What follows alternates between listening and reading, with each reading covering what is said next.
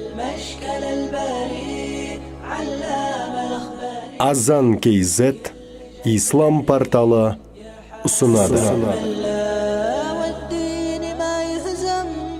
Ұстаз Ерсін Әмре Абу Юсуфтың Құран тәпсірлері бойынша бейне дәрістерінің топтамасы.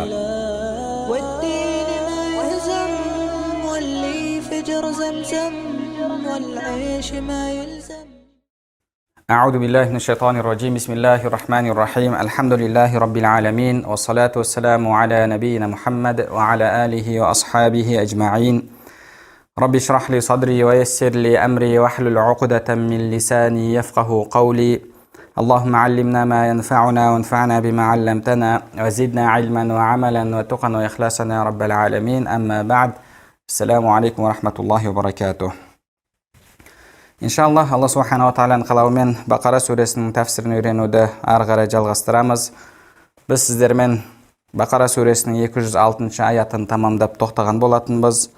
Алла Субханала Тағала мұнафиқтердің сыртқы бет-келбеті жалтырап көрінгенімен ішкі жан дүниесі қараңғы болған адамдарды сипаттағаннан кейін Алла Субханала Тағала олардың қарама-қайшы жағы болған мұсылмандарды сипаттап 207 аятта былай дейді.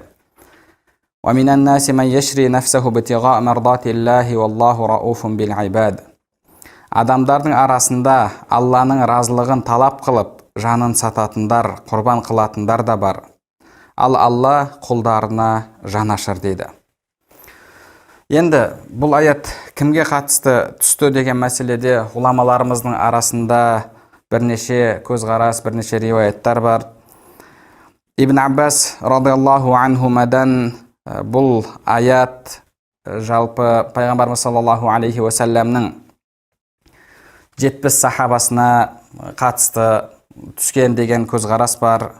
Және тағы бір риуаятта сол сахабалардың ішінде кейбіреулерін кәпірлер ұстап алып, ағашқа керіп өлтірген кезде, соны барып ағаштан түсіріп алып келіп, жерлеуге шыққан сахабаларға қатысты деген көзқараста бар, сондай риуаят бар.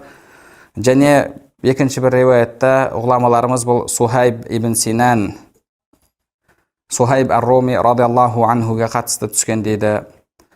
Тағы бір риуаяттарда Аммар ибн Ясир және Сумайя әкесі Аммардың Ясирге қатысты түскен деген риуаяттар бар.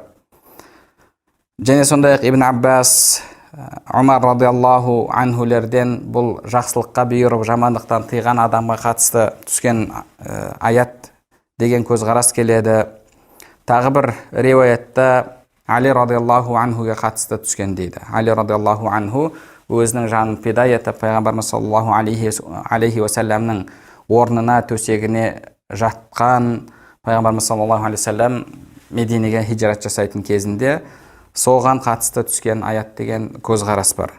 Енді пайғамбарымыз саллаллаху алейхи уассаламның дағуатқа шыққан 70 сахабасына қатысты түскен деген риуаятқа қатысты имам Бағауи рахмахуллах сондай бір жақсы оқиғаларды өзінің тәфсирінде айтып кеткен. Осы аятқа қатысты бізге ғибрат болу үшін иншалла соларды кішкене оқып білсек.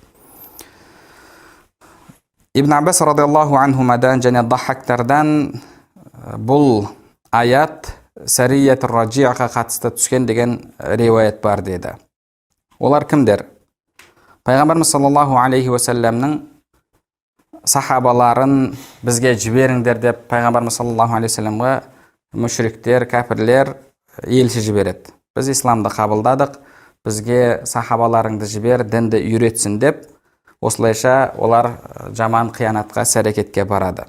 Яғни негізінде исламды қабылдаған болмайды, бірақ солай алдап пайғамбарымыз саллаллаху алейхи уассаламға елші жібереді.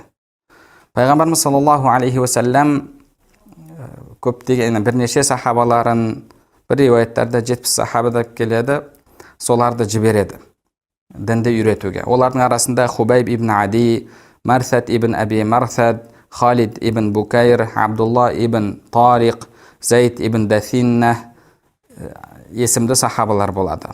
Яғни әйгілі пайғамбарымыз саллаллаху алейхи уассалам ұлы сахабаларынан. және оларға басшы етіп Асим ибн Thабит ибн Абил Афлах әл-Ансари радиаллаху анхуды бекітеді. Кейін олар жол жүріп бара жатқан кезде, яғни мүшриктердің еліне, елді мекеніне бара жатқан кезде, жолдың ортасында мүшриктер өздерінің ішкі ниетін көрсетіп, ана жақтан басқа мүшриктер келіп, оларды қоршап алып өлтіреді. Сонда Асим ибн Thабит радиаллаху анху өзінің жанында тұрған 7 жебе болады, 7-еуін алып тұрып, сондай бір мергендікпен атып 7 мүшрикті өлтіреді. Өлтіріп болғаннан кейін қолында қылышы бар, қылышын сермейді.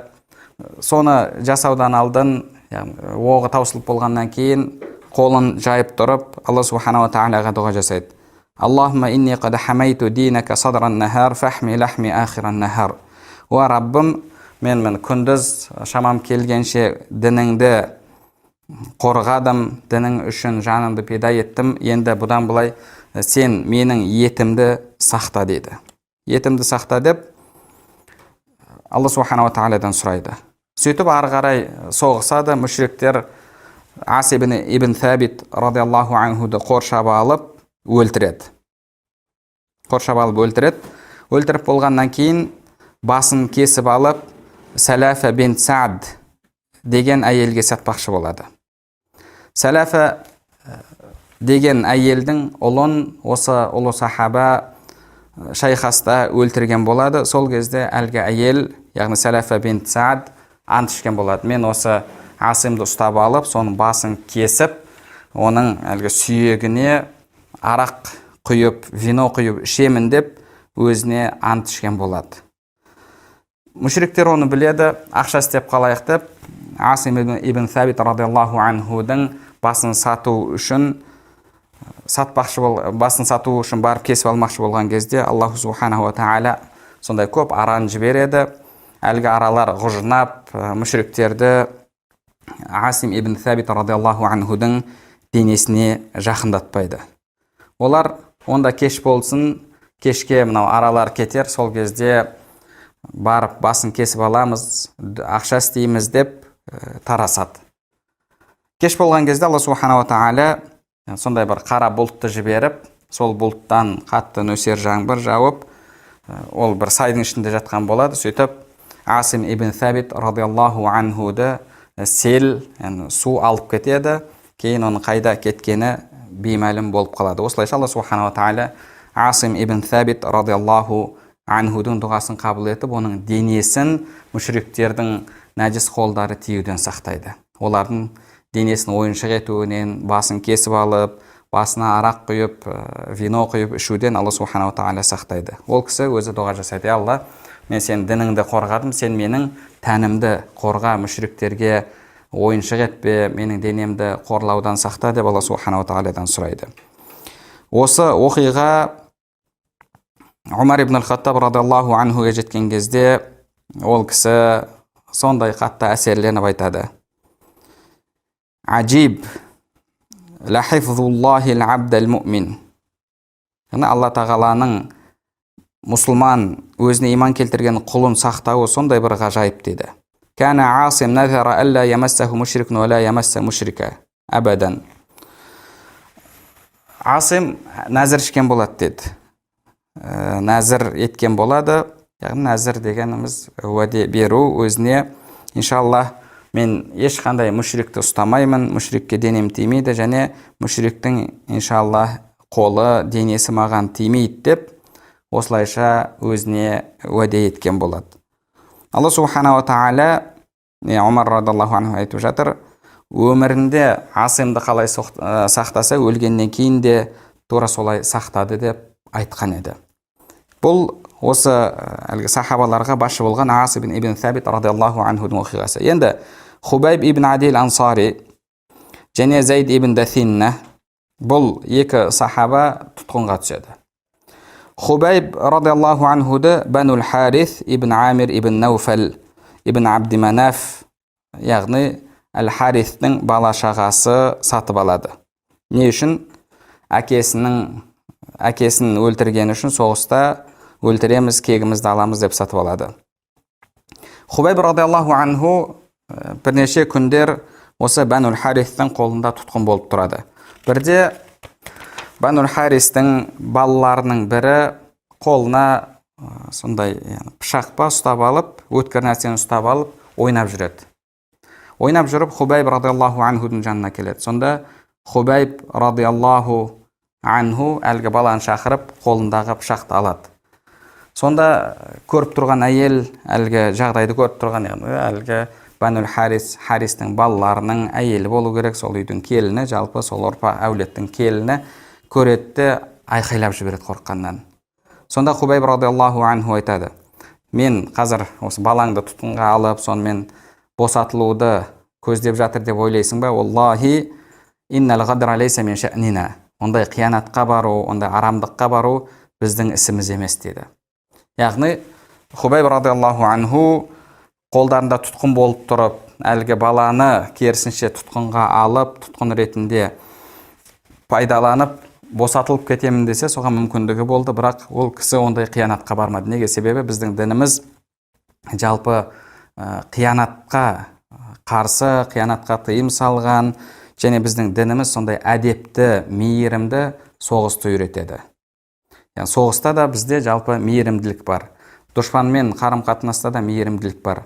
Пайғамбарымыз саллаллаху алейхи уассаламның өсиеттерін қарайтын болсақ, соғысқа қатысты, соғысқа шыққан кезде ағаштарды өртемеңдер дейді, егінді өртемеңдер дейді, соғысқа жарамайтын қарт кісілерді, әйелдерді, жас балаларды өлтірмеңдер дейді. Өлтіру, зорлау, тонау деген секілді нәрсе біздің дінімізде жоқ. Және басқа дін иелері болса, өздерінің ғибадатханаларында құлшылығын жасап, соғыспен ешқандай шаруасы жоқ, соғысқа қатысы жоқ, оларды да өлтірмеңдер деп Пайғамбарымыз саллаллаху алейхи вассалам осылай өсиет еткен. Әл-ғадру лайса мин шә'нина, яғни қиянат жасау біздің ісіміз емес деп Хубайб радиаллаху анху әлгі қолындағы өткір нәрсені қайтарып береді. Яғни балаға ешқандай зиян келтірмейді. Әлгі әйел кейін айтқан: "Валлахи ма раайту асиран хайран мин Хубайб." Хубайбтен абзалырақ, жақсырақ тұтқынды көрген емеспін дейді. Яғни тұтқын болып жүрген кезінде ол кісінің ерекшелігі, мұсылмандық тұлғасы байқалып көрініп тұратын еді. Мен оны бір күні көрдім дейді. Бір күні қарасам, қолында жүзім тұр дейді. Қолында әлгі қолы байлаулы, сол байлаулы қолдарымен жүзім жеп жатыр дейді. Аллахи, Меккеде сол кезде ешқандай жеміс жоқ дейді. Яғни қыстың кезі, қыс болғанда енді оларда қыс болмайды, бірақ жемістің өзі өсетін уақыты, бағана көктем, жаз деген секілді қыстың белгілі уақыттарында күн ыстық болғанымен жеміс болмайды. Хубайб радиаллаху анхудың қолында Меккеде жоқ жеміс тұр еді. Сол жемісті жеп отырғанын көрдім дейді. Бұл да болса Алла субхана ва тағаланың ол кісіге берген караматы. Бізде жалпы әхлі сүнна уал жамаада Алла субхана ва тағаланың әулие құлдарына сондай бір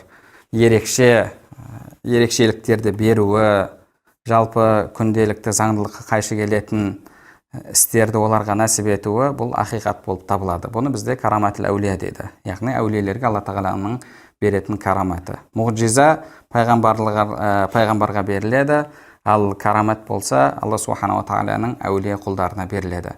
Хубайб радиаллаху анху Алла тағаланың сол әулие құлдарынан. Алла тағала оған рызықты өзі жеткізіп тұрды. Қолы байлаулы және Меккеде ешқандай жүзім жемісі жоқ кезде ол кісі жеміс жеп отырды. Мариям алейхиссаламның да оқиғасы тура сондай. Ол кісі, Мариям анамыз пайғамбар емес, бірақ Алла субхана ва тағаланың сүйікті құлдарынан, сол үшін Алла тағала ол кісіге карамат берді. Құранда Алла субхана ва тағала ол жайында айтады ғой. Закария алейхиссалам кірген кезде күллама дахала алейха, яғни әр бөлмесіне кірген сайын, көрген сайын қолында бір алдында жемістерді көреді. Қыстың жемісі жазда тұрады, жаздың жемісі қыста тұрады. Сонда әннәләки хәза, бұл саған қайдан келді деген кезде, қалат хия мин индиллах, бұл Алла тағаладан келіп жатыр маған деп. Яғни көзін ашса столында дайын тұрады. Солай болғанын мен көрдім деп әлгі әйел кейін айтып берген. мүмкін исламды қабылдағаннан кейін шығар. Исламды қабылдағаннан кейін осындай жағдай болған еді деп айтып берген. Кейін Хубайб радиаллаху анхуды Банул Харис алып барып өлтірмекші болып алып шыққан кезде Хубайб радиаллаху анху айтады: маған 2 ракат намаз оқуға рұқсат беріңдер дейді. Имам Бухари рахимахуллах сондай бап қойған өзінің сахихында, өзінің кітабында. Хубайб радиаллаху анху ең бірінші болып осы өлім алдындағы 2 ракат намаз оқуды сүннет етіп қалдырған кісі деген. Хубайб радиаллаху анху айтады: егер олар қорыққаннан намазды созып жатыр деп ойламағанда, айтпағанда, мен тағы да намазды ұзағырақ оқыр едім деді. Яғни сондай хушуапен, сондай бір ләззатпен оқыды. Адам өзінің өлетінін біліп тұрса, ол адам ерекше сезімде оқиды. Жалпы пайғамбарымыз саллаллаху алейхи вассалам сол үшін де саллу салата муадди, қоштасушы адамның намазын оқыңдар деп айтқан еді. Қоштасушы адамның намазын оқыңдар деді. Адам өлім періштесі келіп тұрған кезде намазды қалай оқиды? Ол дүниені ойламайды, жұмысын ойламайды, тіршілікті ойламайды, әйел бала шағаны ойламайды. Ол тек қана ақиретті ойлап тұрып намаз оқиды. Сол үшін де пайғамбар саллаллаху алейхи вассалам саллу салата муадди, қоштасушы адамның, яғни өлім періштесі келіп 2 ракат намаз оқып ал, осыдан кейін сенің жаныңды аламын деген сөзді естіген адамның намазын оқыңдар деп жатыр. Ол адам қандай халде тұрып намаз оқиды? Хубайб радиаллаху анху тура сондай халде тұр. Неге? Себебі қазір оны мүшриктер өлтірмекші. Сондай намаздың ләззатына сезініп оқыды, бірақ мүшриктер өлімнен қорқып намазды созып жатыр деп айтпасын деп, ол кісі намазды тезірек оқыды. Ол кісіні олар ағашқа керіп өлтірді. Сонда ол кісі: Аллахумма иннака та'ламу аннаху лейса ахадун хаули юбаллигу салами расулак фаблигху салами. Ва Алла тағала, менің жанымда қазір төңірегімде ешкім жоқ, пайғамбарымызға сәлемімді жеткізетін, Алланың елшісіне менің сәлемімді жеткіз дейді. Және тура сол уақытта мүшриктердің арасынан бір кісі шығып, өзінің найзасын алып Хубайб радиаллаху анхудың ішіне тақайды. Сонда Хубайб радиаллаху анху иттақиллах, Алладан қорқ деген кезде ол алтта одан бетер ішіне кіргізіп жібереді, шаншып алады. Соған қатысты Алла субханала тағала осы аятты түсірген дейді. Ва иза қила лаху иттақиллах ахазатхул иззату бил исм. Тақуалық ет, Алладан қорқ десе, бұл нәрсе оны күнәға итермелейді деген аят осыған қатысты түскен дейді. Ал енді Зайд ибн Дасинна радиаллаху анху келетін болсақ, ол кісіні Сафуан ибн Умайя сатып алады. Сафуан ибн Умайя, сол мүшриктердің үлкендерінен, әкесі Умайя бин Халафты өлтіргені үшін кегін алмақшы болады. Жалпы арабтарда осы қанға қан, кек алу деген нәрсе сондай өте күрделі мәселе болып табылады. Олар біреуі қайтыс болатын болса, өлтірілетін болса, соның кегін алмастан, соның қан төккен адамды өлтірместен көңілдері жай таппайтын болған. Қазірге дейін қарап отыратын болсақ, жалпы сол сипат арабтарда ерекше байқалып көрініп тұрады. Зайд ибн Дасинна радиаллаху анхуды мүшриктер жиналып Танаимге алып шығады. Танаим деген жерге алып шығады. Меккенің төңірегінде, бағана харамның ішінде адамның қанын төгуге, өлтіруге болмайды. Бұны жалпы мүшриктерде білетін болған, сол үшін Танаимге алып шығады. Құрайштан болған бірнеше адамдар төңірегінде жиналады, соның ішінде Абу Суфиян болады. Абу Суфиян сол жерде Зайд ибн Дасинна радиаллаху анхуға сұрақ қояды. Уншидука Аллахи я Зайд, атухиббу анна Мухаммадан андана ал'ан би маканик ва надрибу унуқаху ва иннака фи ахлик. Ва Зайд, сен қазір Мұхаммад осында болып, сенің орныңда болып, сен өзіңнің отбасыңның арасында болуды қалайсың ба дейді. Яғни қарашы, сен осындай қиын жағдайға жетіп, қиналып жатсың, біз сені өлтірейін деп жатырмыз. Ал Мұхаммад болса өзінің үйінде, отбасының арасында қалайсың ба? Мұхаммад қазір сенің орныңда болып қалып, сен Мұхаммадтың орнында болып қалуды, өзің отбасыңның, бала шағаның арасында болуды қалайсың ба деген кезде Зайд ибн Дасинна радиаллаху анху сондай иманға толы жүрегінен шыққан мынандай керемет сөздерді айтады. والله ما أحب أن محمدا الآن في مكانه الذي هو فيه تصيبه شوكة تؤذيه وأنا جالس في أهلي. والله, яғни Алланың атымен ант ішіп айтып жатыр, мен пайғамбарымыз саллаллаху алейхи уассаламның отырған орнында аяғына тікен кіргенін де қаламаймын деді. Мен отбасымда болып, пайғамбар өзінің отырған жерінде аяғына тікеннің кіруін де қаламаймын. Яғни қазақша айтқанда, ол кісінің аяғына кірген тікен одан да менің шекеме, менің басыма кірсін деген мағынадағы сөзді айтады. Сонда Әбу Суфиянның айтқан сөзі бар: والله ما رأيت من الناس أحدا يحب أحدا كحب أصحاب محمد محمدا. Wallahi, мен ешқандай бір адамдарды көрген жоқпын, өзінің басшысын жақсы көретін, тура осы мұсылмандардай қатты жақсы көретін ешқандай бір қауымды, ешқандай бір адамды көрген жоқпын деді. Пайғамбарымыз саллаллаху алейхи вассаламға деген сахабалардың махаббаты ерекше еді. Сөйтіп сол жерде Зайд ибн Дасина радиаллаху анхуды Нустас деген кісі өлтіреді. Пайғамбарымыз саллаллаху алейхи уассаламға осы хабар жеткен кезде, осы сахабалардың хабар жеткен кезде, Пайғамбарымыз саллаллаху алейхи вассалам сахабаларына айтады: Хубайбты кім әлгі ағаштан, яғни ағашқа керіп қалдырып қояды ғой, өлтіріп, соны кім түсіреді деді. Кім түсіреді? Ас ибн Сабит радиаллаху анхуды Алла субханала тағала өзі солай селді жіберіп алып кетті. Енді Хубайб ағашта керіліп тұр. Оны кім түсіреді деген кезде Аз-Зубайр ибн Ауам радиаллаху анху тұрып: "О Алланың елшісі, мен және менің серігім Әл-Миқдад ибн Әл-Асуад екеуміз барып түсіріп қайтамыз" дейді. Сөйтіп түнде жүріп отырып, күндіз жасырынып отырып, Танайимге келеді. Танайимге келіп қараса, сол жерде Хабашадан болған, яғни Хабаша әлгі қара нәсілді, сол мүшриктердің құлдарынан болған адамдар қоршап күзетіп жатқан болады, бірақ күзеткенде бір-екеуі күзетіп жатып, қалғандары ұйықтап жатады. Зубайр ибн Ауам және Әл-Миқдад ибн Әл-Асуад радиаллаху анхума екеуі жайлап келіп, Хубайб радиаллаху анхудың жанына келіп қараса, Хубайб радиаллаху анхудың денесі тірі кезінде қандай болса, тура сондай халде болады. Алла субханала тағала жалпы шахидтердің денесін сақтайды. Бұл жайында бірнеше оқиғалар келген. Бір сахаба өзінің әкесін бір жерде көміледі, уақытша көмілген болады.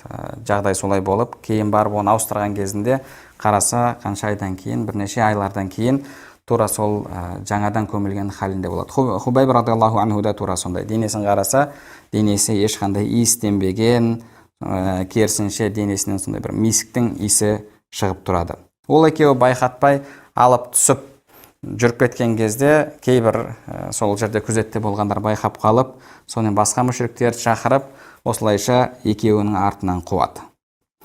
Олар біраз қашып келеді, енді алып жүру мәйітті оңай емес. Бір жерге қойған кезде Алла тағаланың қалауымен Хубайб радиаллаху анхуды жер жұтып кетеді. Сол үшін де ол кісі Балиул ард, яғни жер жұтып кеткен, жерге жұтылған деген атау лақап алған. Алла субханала тағала ол кісінің денесінде осылайша сақтады. Егер мүшриктер жеткеннен кейін сахабалар олармен шайқасу керек, қаза тауып жатса, оның денесін ары қарай алып кете алмайды. Алла субханала тағала өз мейіріміне алып, оның денесін жұтқызып жібереді. Сол жерде Зубайр радиаллаху анху, мүшриктер келген кезде айтады: "Мен Зубайр ибн Ауамын, анам Сафия бинт Абдул-Мутталиб, мынау менің серігім Әл-Миқдад ибн Әл-Асуад. Біз екеуміздің қандай батыр екендерімізді білесіңдер. Егер қаласаңдар соғысамыз, қаласаңдар жөндеріңе кетіңдер" дейді. Сонда Алла субханала тағала әлгі мүшриктердің жүрегіне қорқыныш салып, олар кетіп қалады. Осы оқиғаға қатысты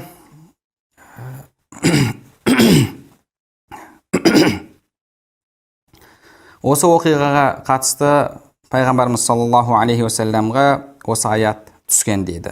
Яғни әлгі Хубайбты ағаштан түсіру үшін барып өздерін пида еткен, жандарын пида еткен адамдар бар деп Алла субханала тағала осылай: «Ва минан наси ма яшри нафсаху ibtigha мардатиллах», яғни Алланың разылығын талап қылып жанын сататындар, құрбан қылатындар бар деп Алла субханала тағала түсірді дейді. Және Жибрил алейхиссалам пайғамбарымыз саллаллаху алейхи вассаламға келіп: «Я Мухаммад, иннал малаиката ла тубахи бихадайни мин асхабик». Алла тағала періштелеріне мақтанып жатыр, осы сенің екі сахабаңды мақтан тұтып мақтанып жатыр деп Жибрил алейхиссалам пайғамбарымыз саллаллаху алейхи вассаламға айтқан дейді. Енді бұл жалпы әлгі сәррият ражия, осы ражия оқиғасына қатысты осы аят нәзіл болды дегендердің келтірген риуаяттары. Енді басқа бір ғұламалар Сухайб ибн Синан ар-Руми, яғни Сухайб ар-Руми радиаллаху анхуға қатысты түскен дейді. Сухайб радиаллаху анху мүшриктердің қолына түседі. Сонда мүшриктер оны азаптайды. Сухайб радиаллаху анху айтады сонда мүшриктерге: «Мен жасым жеткен адаммын. Мен сендермен бірге болдым ба, мұсылмандармен бірге болдым ба, одан келіп кетер ешқандай пайда зиян жоқ. Егер қаласаңдар мені өлтіріңдер, қаласаңдар тыққан дүниемді айтайын, соны алыңдар да мені босатып жіберіңдер» деді. Олар ойланып қарайды да, жарайды, онда дүниесін алып қалайық деп жіберіп жібереді. Кейін Мединеге келген кезде ол кісіні Әбу Бәкір, Омарлар кездестіреді. Сонда Әбу Бәкір радиаллаху анху оған: «Рабиха бай'ука я Аба Яхья», сенің мынау саудаң сондай пайдасы көп сауда болды дейді. Ол бұл жерде дүниесін беріп, дінін сатып алып жатыр. Яғни діні үшін бүкіл дүниесін беріп, мысалы мына жерде бай адам болатын болса, мына жаққа еш нәрсесі жоқ, кедей адам болып келді. Соған Әбу Бәкір радиаллаху анху айтып жатыр: «Сен қандай сондай керемет, мол пайда келтірген сауда жасадың» деп айтып жатыр. Сонда Сухайб радиаллаху анху: «Ва бай'ук», сенің де саудаң тура солай деді. Әбу Бәкір радиаллаху анхудың саудасының қандай екенін барлығымыз білеміз. Бүкіл дүниесін дін жолында жұмсады. Пайғамбарымыз саллаллаху алейхи вассаламға бүкіл дүниесін алып келгенін біз білеміз. Кімді қалдырдың, үйіңе не қалдырдың деген кезде Алланы және Алланың елшісін қалдырдың деп Әбу Бәкір радиаллаху анху айтқан еді. Яғни бұл жалпы осы Сухайб радиаллаху анхуға қатысты түсті деген адамдардың көзқарасында, яғни осы ісіне қатысты түскен дейді. Бұл оқиғалардың барлығы жалпы болған оқиғалар. Яғни анық болған оқиғалар, бірақ қайсысына қатысты түсті деген мәселеде бір ғұламалар айтады, осы Сухайб радиаллаху анхуға қатысты түсті дейді. Бір ғұламалар жоқ, әлгі ол Зубайр ибн ал-Ауам, Миқдад ибн ал-Асвад, және Асим ибн Тhabit, Зайб ибн Дасинна, Хубайб радиаллаху анхулерге қатысты түскен дейді. Енді тағы бір ғұламалар Али радиаллаху анхуға қатысты түскен деген көзқарасты айтады. Ол кісі өзінің жанын пида етіп, пайғамбарымыз саллаллаху алейхи вассаламның орнына жатты. Енді оның нәтижесі не болуы мүмкін? Нәтижесі өлім болуы мүмкін. Себебі пайғамбарымыз саллаллаху алейхи вассаламды мүшриктер іздеп жүр. Өлі болса да, тірі болса да алып келіңдер деп, сол үшін қанша түйе жалпы марапат жариялады, марапаттаймыз деп. Біз білеміз Сурақа радиаллаху анхудың пайғамбарымыз саллаллаху алейхи вассалам артынан қуып барып, кейін қайтып кеткенін, пайғамбарымыз саллаллаху алейхи вассалам саған әлгі қолыңа тағатын әлгі білезіктерін, Кисраның, яғни Иранның патшасының сондай уақыт келеді, несін қолыңа тағасың деп пайғамбарымыз саллаллаху алейхи вассалам болашақтан, ғайыптан хабар берді Алланың білдіруімен. Сөйтіп қашып кеткен, сөйтіп қайтадан қайтып кеткенін білеміз. Сондай уақытта Али радиаллаху анху пайғамбарымыздың орнына барып жатты. Мүшриктер келіп пайғамбарымыз жатыр деп, Мұхаммад жатыр деп өлтіре салуы да мүмкін еді. Ол да Алла жолында, Алланың діні жолында, Алланың разылығын қалап, жанын пида етті, құрбан етті. Яғни оларға қатысты түскен болуы да мүмкін. Және тағы бір ғұламалар айтады, Омар радиаллаху анху және тағы да Али радиаллаху анху ибн Аббастардан келген риуаятта бұл жақсылыққа бұйырып, жамандықтан тыйған адамға қатысты түскен дейді. Жақсылыққа бұйырып, жамандықтан тыйып, соның нәтижесінде қайтыс болған адам дейді. Оған қатысты пайғамбарымыз саллаллаху алейхи вассаламнан келетін риуаяттар бар. Я Расулаллах, айюл джихади афдал, о Алланың елшісі, джихадтың ең абзалы қайсысы деген кезде пайғамбарымыз саллаллаху алейхи вассалам, афдалул джихад ман қала калимата хаққин инда султанин жаир, джихадтың ең абзалы залым патшаның алдында ақиқатты өліп, соның себебімен қаза табу деген. Яғни қорықпай соның алдында тұрып ақиқатты айтып, нәтижесінде шахид болу деген еді. Пайғамбарымыз саллаллаху алейхи вассаламнан тағы бір риуаят келеді. Сайиду шухадаи Хамза ва ражулун қала калиматал хаққи инда султанин жаир фақаталах. Шахидтердің мырзасы Хамза және залым патшаның алдында ақиқатты айтып қаза тапқан адам деген еді. Бұл соған қатысты түскен дейді. Яғни ол Алланың разылығын қалап өзінің жанын сатқан адам болып табылады.